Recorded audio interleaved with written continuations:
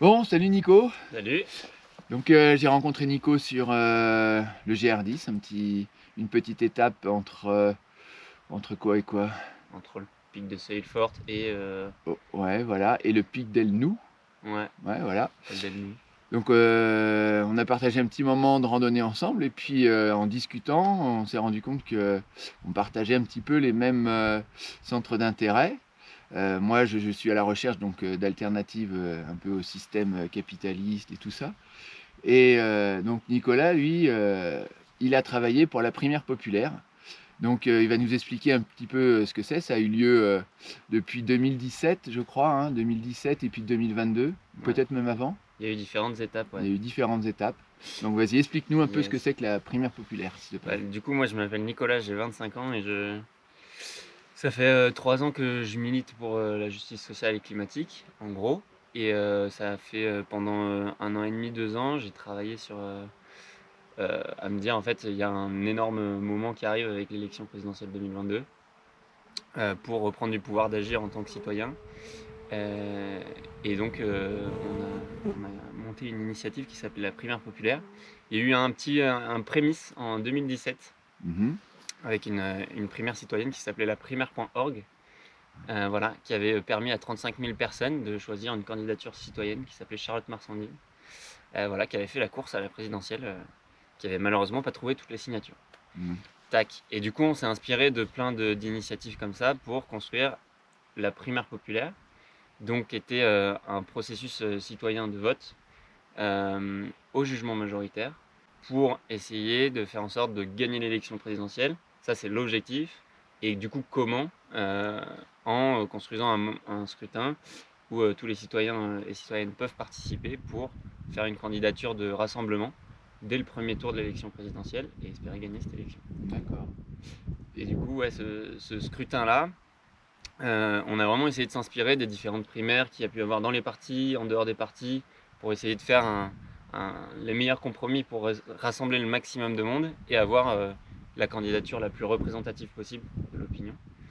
Et c'est pour ça qu'on s'est dirigé vers le jugement majoritaire. Voilà, et alors là on est en système uni, redis le Ouais, terme, j'arrive. ce qu'on utilise actuellement en France pour élection présidentielle, c'est un scrutin uninominal à 2 tours. Deux tours, voilà. C'est-à-dire qu'à chaque fois, on vote pour une personne ou contre une autre. Un premier tour, ensuite on élimine la plupart des gens, il en reste deux, et on revote pour faire gagner Voilà. une des deux personnes. Donc ça c'est notre système actuel. Et en Mm. quoi le jugement majoritaire, quelque part, donc qui serait une alternative à notre modèle actuel, il serait meilleur, peut-être plus citoyen et tout Mm. ça, plus démocratique? Alors déjà, le jugement majoritaire, qu'est-ce que c'est? L'idée d'un jugement majoritaire, c'est que quand on a plusieurs propositions, c'est au lieu de voter pour une de ces propositions contre toutes les autres, finalement, c'est ça le scrutin uninominal à 2 tours, on peut donner des mentions à chaque proposition. Mhm. Et ces mentions, on peut en définir plusieurs. Là, il y en avait 5. Donc, très bien, bien, assez bien, etc. Passable, insuffisant, en fait. Ok. Voilà. Et Est-ce qu'il y a donc, un système de notes aussi dedans ou pas? alors non, là, c'est des C'est que mentions. des mentions. Ouais. Mais D'accord. après, il y a un système de comptage mathématique. Ouais. Donc, tout le monde met une mention. Donc, il y a trois personnes, A, B et C. Genre mes mentions bien, assez bien, passable. Hop. Et tous les citoyens, citoyennes mettent ces mentions. Et après, on fait un calcul et on prend la médiane de ces mentions pour chaque candidature. Et la personne qui a la meilleure médiane, c'est-à-dire qui a le plus de votes positifs, qui a le plus de moitié de votes positifs, elle émerge au-dessus des autres. Et du coup, ça donne un classement un petit peu à la fin. On peut donner la même mention à deux personnes, c'est pas dérangeant. Dire, Mhm. bah, en fait, je les trouve toutes les deux très bien, Ouais. donc je leur donne tous les deux très bien. Et en fait, ce qui est hyper intéressant dans ce mode de scrutin, c'est que on sort d'un mode binaire pour rentrer dans un mode beaucoup plus où il y a beaucoup plus d'informations dans le vote qu'on donne. Et du coup, on peut donner un avis qui est beaucoup plus fourni, beaucoup plus riche. On peut donner des nuances, etc. Et du coup, ça permet de voir vraiment un avis plus poussé. Ça permet d'éviter les défauts du scrutin uninominal à 2 tours, qui sont vote utile, forcément, oui, il va y avoir un deuxième tour, donc, etc. Donc c'est ce qu'on voit à chaque élection présidentielle, ce qui s'est encore passé très largement à celle-là. Mhm. Donc vote utile, vote contre, abstention. Parce que l'idée, c'est qu'on peut donner son avis sur toutes les personnes. Donc ça permet voilà, un regain démocratique, un regain d'envie, d'aspiration pour un nouveau mode de scrutin, quoi. D'accord. Et alors, toi, tu avais quelle fonction dans cette primaire cette fois-ci? Alors moi, j'ai travaillé pendant 1 an à la mobilisation, donc Mmh. essayer de travailler à la coordination des centaines, voire milliers de bénévoles qui ont voulu se mobiliser pour la primaire populaire. Et donc, je travaillais en particulier à la gestion de la base de données. Donc, on a lancé une grande pétition avant de lancer le vote en lui-même. En fait, le vote, il s'est déroulé en 3 étapes pour nous. D'abord, on a eu une grosse pétition pour faire connaître l'initiative. Ensuite, on a eu un système de parrainage pour faire émerger les 10 candidatures qu'on allait garder sur la plateforme. Mmh. Et ensuite, il y a eu le vote en janvier 2022, qui a été un grand succès pour nous et qui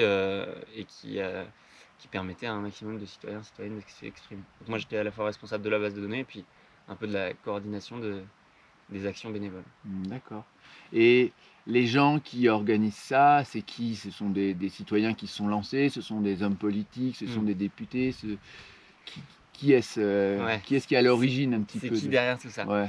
Ben, il y a 2 initiateurs et initiatrices qui sont à la base Mathilde Dimer, qui a lancé notamment la Convention citoyenne pour le climat, Ah oui, et d'accord, ouais. Samuel Grybowski qui a cofondé notamment Coexister, qui est une association qui travaille sur l'interconfessionnalité et qui sur l'accueil en entreprise des différentes confessions, des différents, Mmh.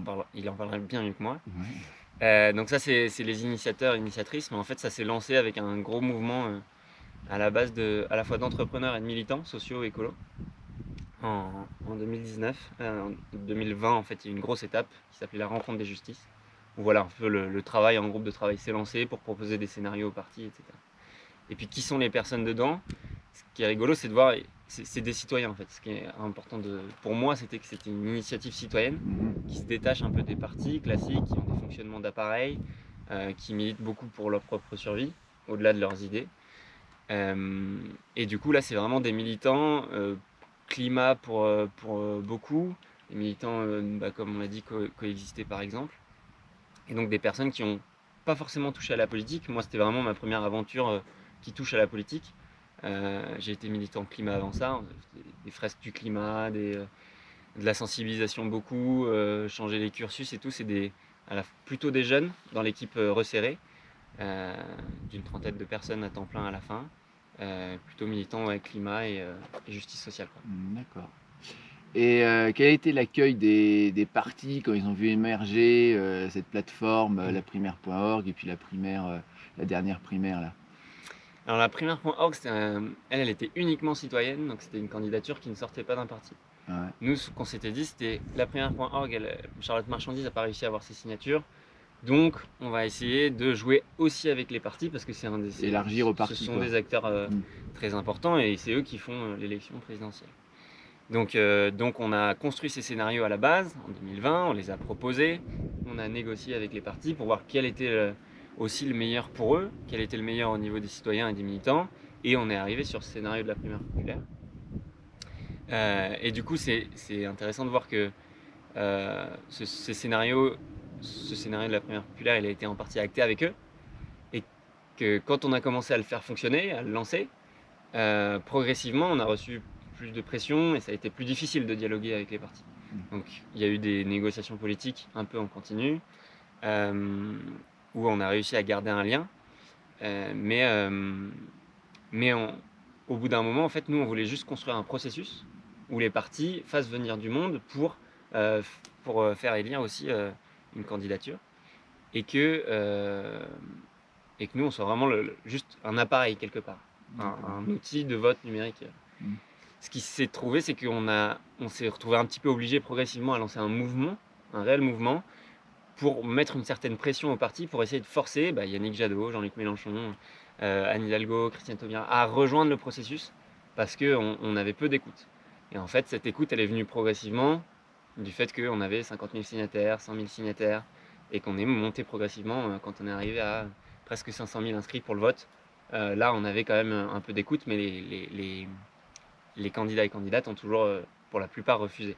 Il y a des personnes qui ont accepté de participer, Il y avait Pierre Larouturou, Christiane Taubira, voilà. Hidalgo à un moment, puis lui après plus. Oui, c'est ça, elle a fait un petit Un petit aller-retour qu'on n'a aller-retour. pas trop compris.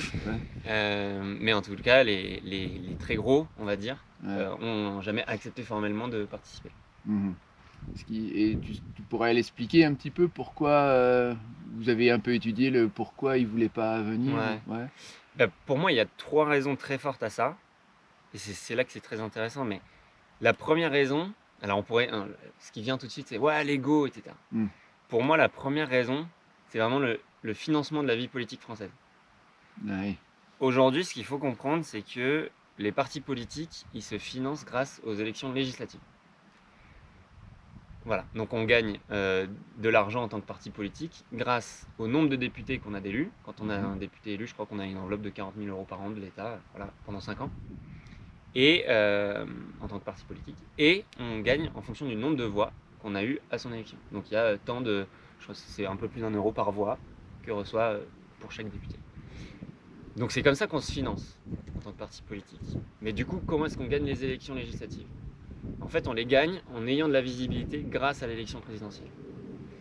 Et c'est pour ça qu'en 2017, les écolos, donc Europe Écologie Les Verts, ou le pôle écolo, n'a pas de député parce qu'ils ont retiré la candidature d'Yannick Jadot au profit de Benoît Hamon. Ce qui fait qu'ils n'ont pas de visibilité et du coup, ils n'ont pas de député. Ce qui fait que, par exemple, un Yannick Jadot, il a un enjeu très fort à rester dans la course à la présidentielle pour financer son parti, pour lui permettre sa survie et pour permettre de porter ses idées. C'est tout ça le chemin en fait. Donc ça, c'est le premier problème.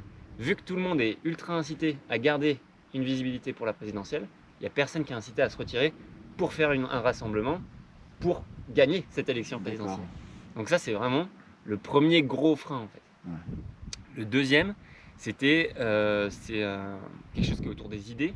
C'est-à-dire que on a toute première phase de la primaire populaire, c'était d'organiser la construction d'un socle commun.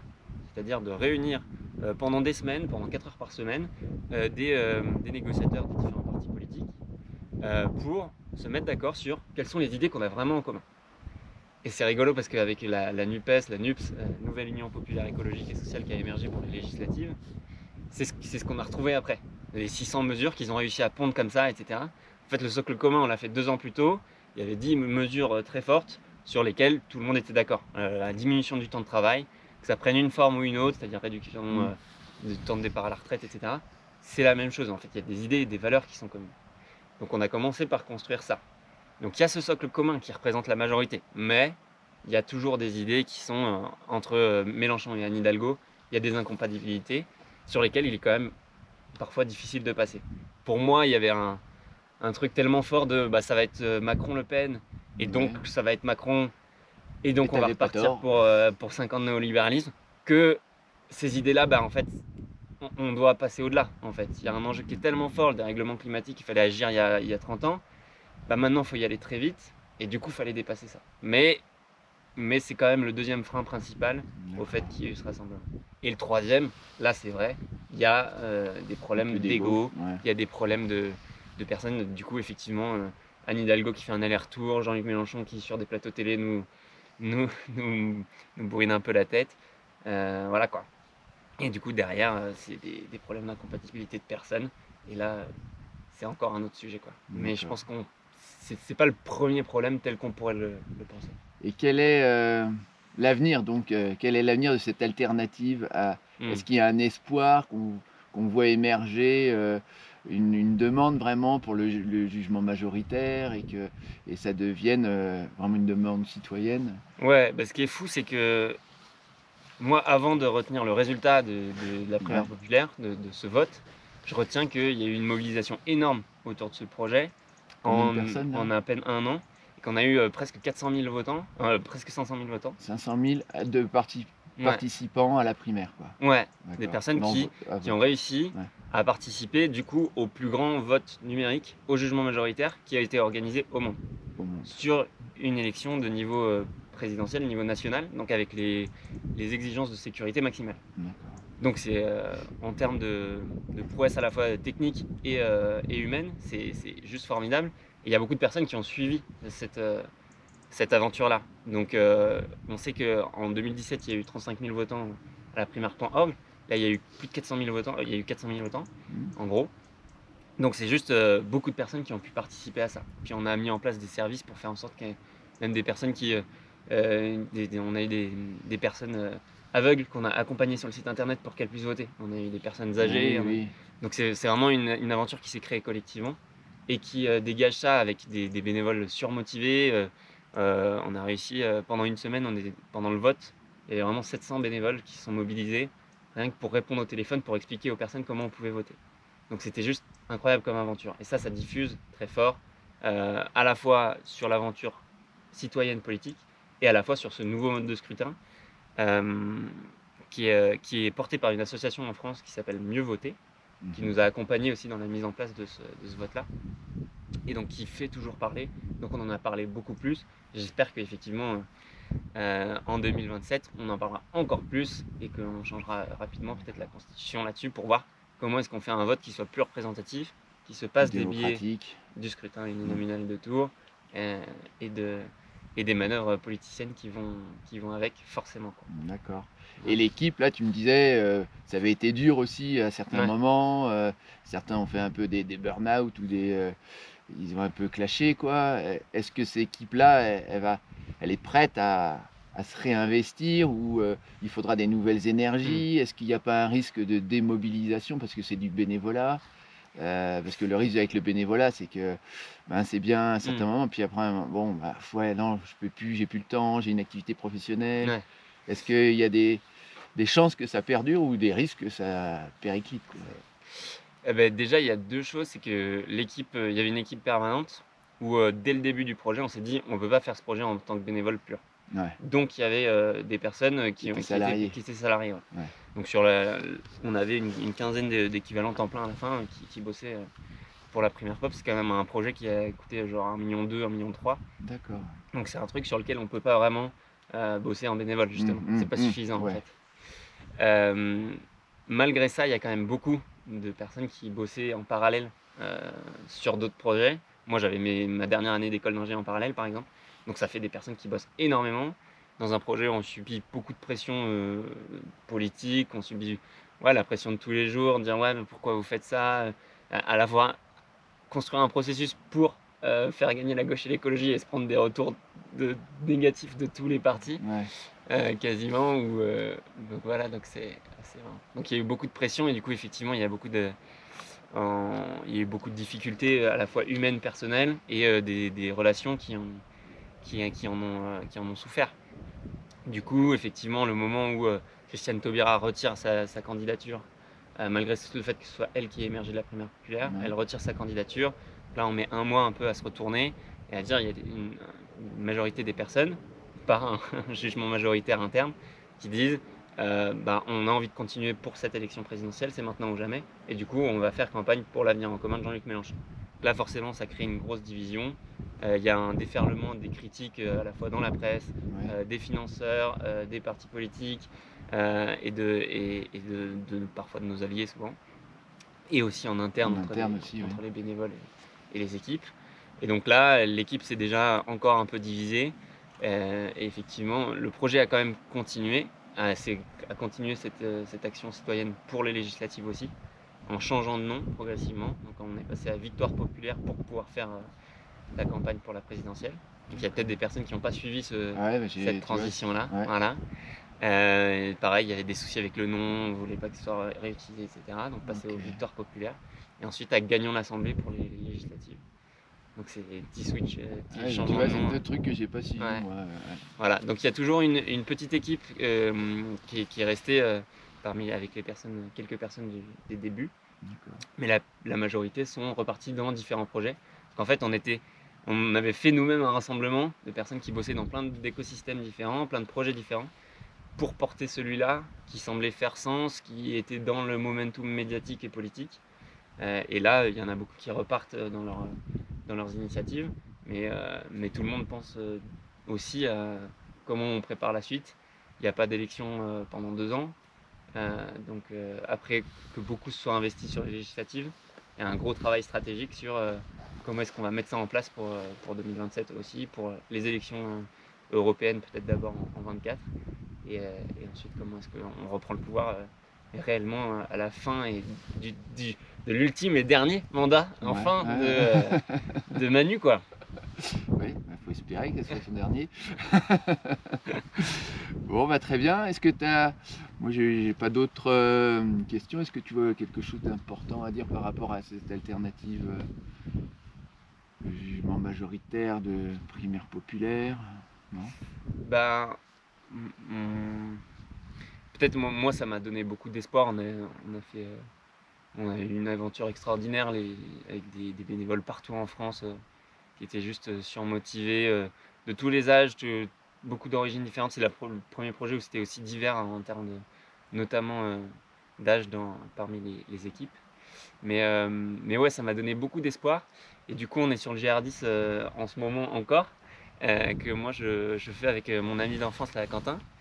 Et on discutait hier, parce que ça nous donne beaucoup de temps pour discuter. C'est vrai que d'avoir une solution sur laquelle je pouvais m'engager et m'investir, c'est vrai que ça fait une solution possible, quoi. Ça fait, ça donne tu disais une lumière au bout du tunnel. Et je pense que c'est hyper précieux, quoi, de se donner ça et de pouvoir s'y investir collectivement avec un collectif qui était juste extraordinaire, quoi. Aujourd'hui, c'est une deuxième famille pour moi. Une troisième peut-être avec la bascule. Ouais.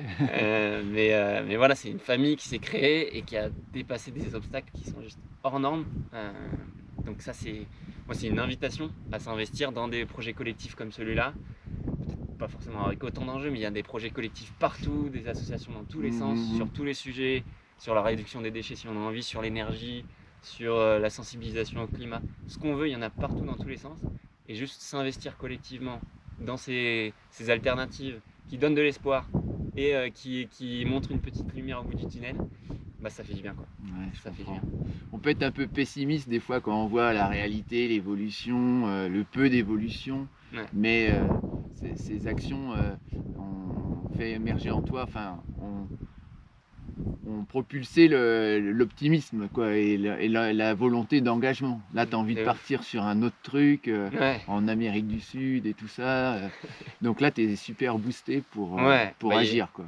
carrément. Il y a Ouais. eu beaucoup de fatigue Ouais, forcément, ouais, ouais. mais ça me donne de Mais l'espoir tu à gardes de vivre, l'espoir, ouais. à vie, Et puis une c'est sûr. expérience enrichissante, collective.